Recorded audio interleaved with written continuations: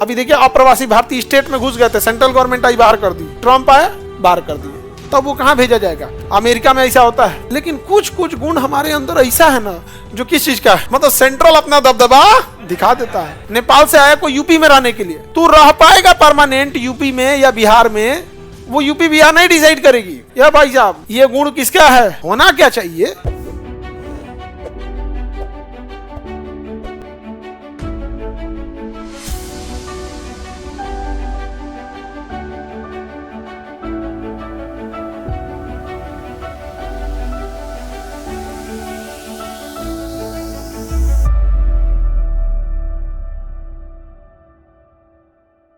तो संघात्मक, ये तो हम लोग संघात्मक दिख रहे हैं, लेकिन उसी के अंदर कुछ ना कुछ खतरनाक खतरनाक चीज छुपा हुआ है। किस चीज का? एकात्मक। किसका छुपा हुआ है?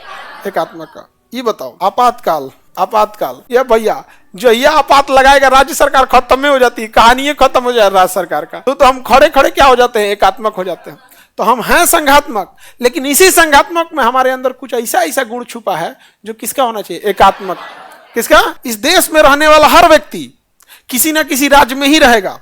सेंट्रल गवर्नमेंट के पास अपनी जमीनें नहीं है, केंद्र शासित प्रदेश है, तनी मनी चंडीगढ़ ही सब हुआ नहीं सर, वो भी यूनियन टेरिटरी है, किसी न किसी स्टेट में रहेगा, चाहे वो बिहार में रहे, यूपी में, पंजाब में, कहीं पे भी रहे। लेकिन उस राज्य में रहने के लिए नागरिकता उसको केंद्र सरकार देगी। नागरिकता कौन देगा? जैसे नेपाल से कोई आया बिहार में रहने के लिए, नेपाल से आया कोई यूपी में रहने के लिए, तू रह पाएगा परमानेंट यूपी में या बिहार में? वो यूपी बिहार नहीं डिसाइड करेगी। कौन डिसाइड करेगा? सेंट्रल।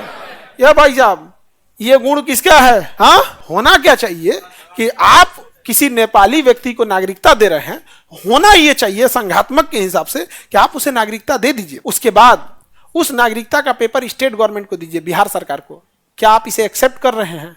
अब बिहार सरकार करे तब उसको दोबारा एक्सेप्ट करे, दोहरी नागरिकता, एक बार सेंट्रल से अप्रूवल, एक बार स्टेट से अप्रूवल। बिहार सरकार कहेगा कि अरे भाई साहब हमारा इतना कंजेशन है, इतना छोटी जनसंख्या, कुछ है ही नहीं है यहाँ इंडस्ट्रीज के नाम पे, आप यूपी में बसा दीजिए ना, बड़ा एरिया इंडस्ट्री दुनिया भर का है। तब वो कहाँ भेजा जाएगा? यूपी में।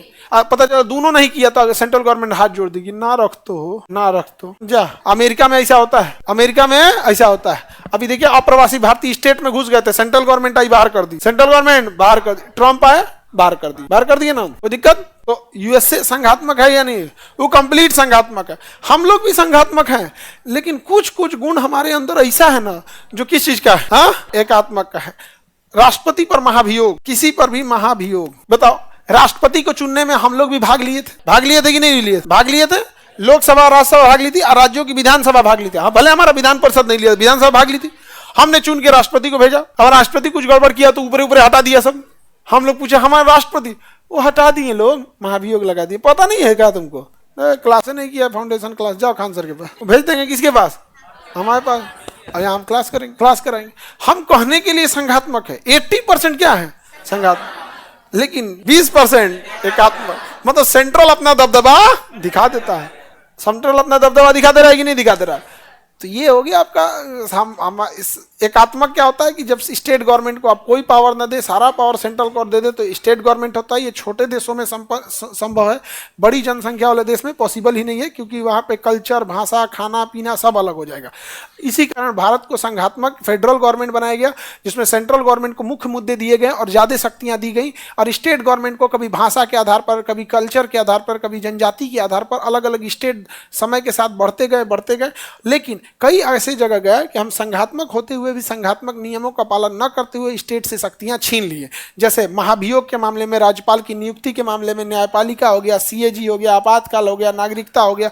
ये क्या चीज है? हम लोग एकात्मक गुण है। जबकि संघात्मक के एकहरी नागरिकता नहीं होती है। कैसी होती है? दोहरी नागरिकता। कैसी नागरिकता होती है? दोहरी। जब 370 लागू था तो कश्मीर में भी दोहरी नागरिकता था, वो भारत के नागरिक के साथ साथ कश्मीर का भी नागरिक होता। तो संघात्मक एकात्मक समझ में आ गया? यूपीएससी, बीपीएससी एवं सभी राज्यों की सिविल सेवाओं की परीक्षाओं एवं नीट जी आदि की तैयारी करें भारत की सबसे बेहतरीन coaching centre Khan global studies के साथ। अधिक जानकारी के लिए हमारे दिए गए हेल्पलाइन नंबर 8757354880 पर संपर्क करें।